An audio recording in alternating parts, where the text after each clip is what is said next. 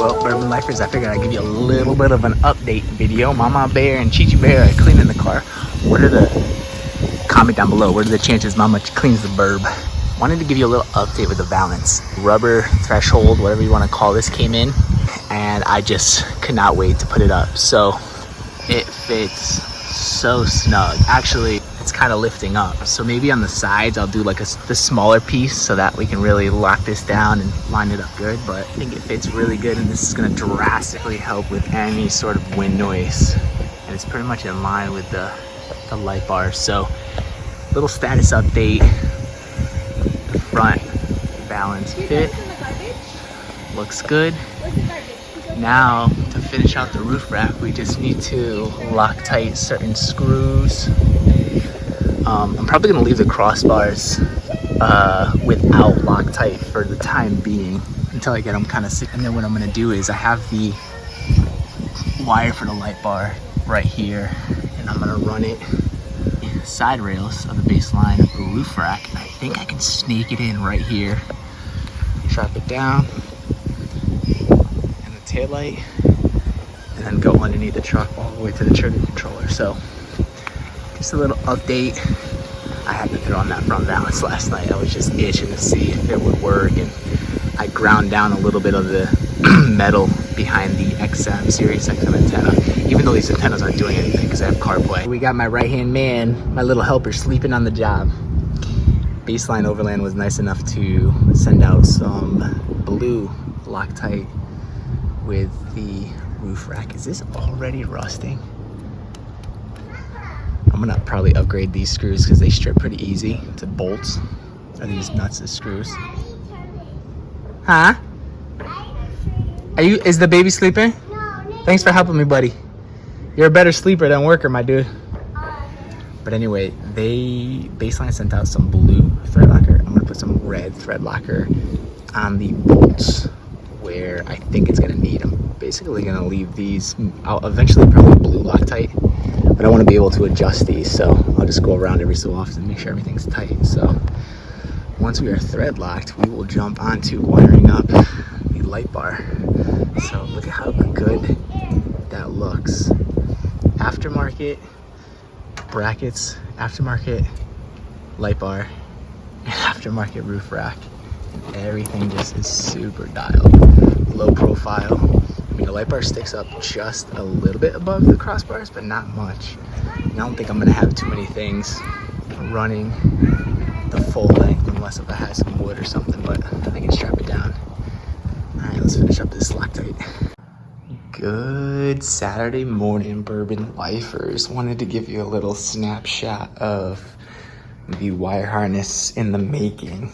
This is how I've kind of always done prep work for wire harnesses. Now, before I give you the full reveal of the roof rack, I want to give you the full reveal with the light bar completely wired up, operating.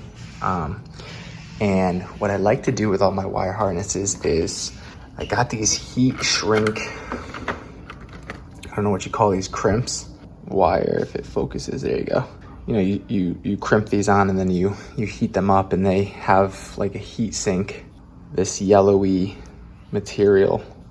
When you heat them up, it kind of acts like a heat shrink, and then I heat shrink again over that, and then the long, tedious process of taking a lot of electrical tape and just electrical taping the entire wire so that it's, this whole thing is basically over engineered. I don't want any failure points. I don't want wire being exposed over time. So this is almost like a double barrier, extra precaution going above and beyond. So let's start the good old electrical tape, throw on some tunes, and just start electrical taping. Now, I was thinking about using this Red Wolf. However, what I noticed is it does collect like debris and dirt, dust.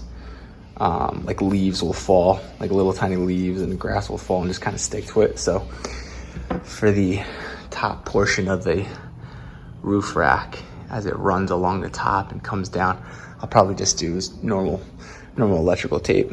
So I think it might give it a little bit of a cleaner look. Plus it's on the outside, so I think this will do a better job protecting. What is that, like 3 feet? 3 feet down, 28 to go. A long, tedious process. However, this is gonna make me sleep good at night knowing that my wires are protected. I mean, this wire is gonna live on the top of the roof rack, so it's gonna be exposed to the sun, the elements, the harsh adventures, which so far we really haven't done any adventures, I know. It's just been build out the Bourbon to be a tank to sit in the driveway. The real adventures is just taking it to the grocery stores and Sam's Club. But it's all right, I love it. When I park it and I'm walking away and I do that old look back.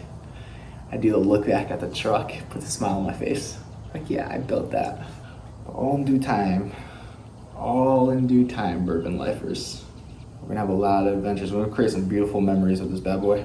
I'm not gonna bore you. I'm just gonna snap my fingers like this. One eternity later. It took me about an hour, give or take. I always fear being short. I get it all wired up and then it's like I get to the end and I'm like, I'm short wire, but this is the other side of the connection. I think there's a detouche, or I don't even know how you pronounce.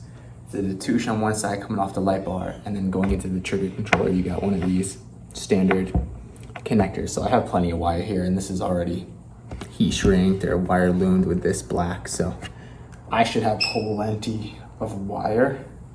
I'm gonna go get some breakfast because I'm a little hungry. And now the fun part starts, snaking this wire, making it look clean. You know, I know this is probably overkill, but it makes me sleep good at night, so that's all that matters. You get into a rhythm. When I worked at a car stereo shop, like, I don't know, 15 years ago, this is one thing I did to all the wires, just to protect it that much more. I mean, I know the rubber that's on the copper wire is already pretty thick, but if something pierces that, you could have a short somewhere. Good luck trying to find it, you know? So this is just, I would just call it peace of mind. So, all right, stay tuned. And now it's getting hot. It was nice, but now it's getting hot. All right, I'm gonna leave that. And then I'll connect these two. And then this will plug right in. One thing I love about the trigger controller is that I don't have to run anything through the firewall to switches. Everything is Bluetooth.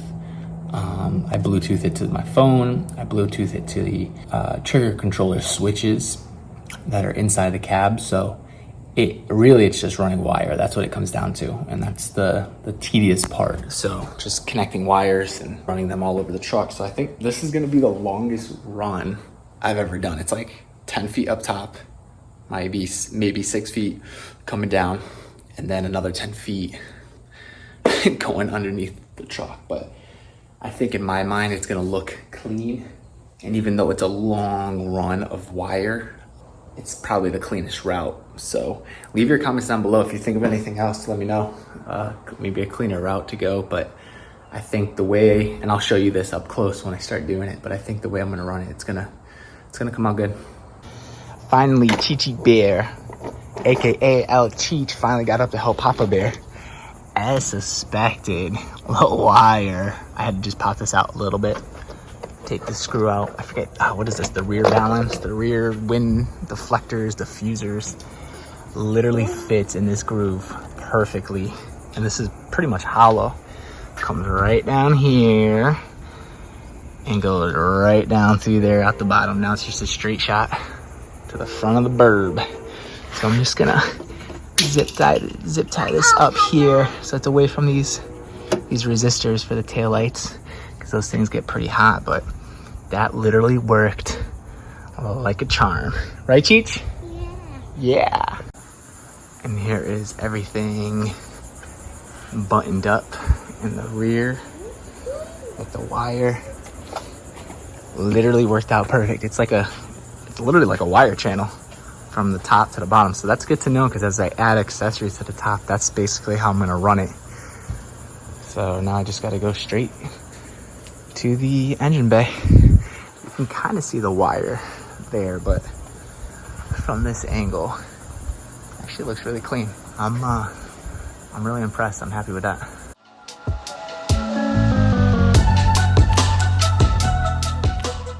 All right, real quick tip for when adding labels to your rocker switches. It's X-Acto knife. Doesn't have to be Ryobi, but you all know how I feel about Ryobi, okay? You get your labels and an X-Acto knife.